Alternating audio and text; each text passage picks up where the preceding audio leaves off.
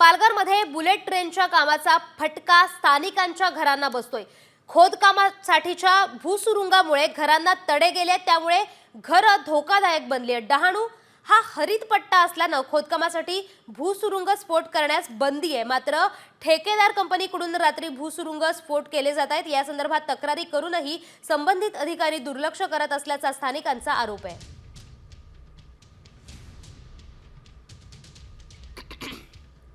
घराला तडे गेले ह्याचे कारण आमच्या इथे ना बुलेट ट्रेनचं काम चालू आहे। काम एवढं अफाटाने चालू आहे ना, तर ते इथे काम चालू असताना इथे एवढा हादरा लागतो याचा अर्थ म्हणजे ब्लास्टिंग करतात। ब्लास्टिंग आमच्या भाषेमध्ये सुरून फोडतात असे बोलतात। ते सुरून फोडण्यामुळे आमच्या घराला एवढ्या तडा गेल्यात, मोठमोठ्या तड्या गेल्यात। जर पत्र देऊन सुद्धा नाही ऐकलं तर आम्ही मोठ्या संख्येने ठिय्या आंदोलन करणार आहेत आणि जे पण बुलेट ट्रेनचे काम चालू आहे ते थांबवून आणि ठिय्या आंदोलनाला बसणार आहेत।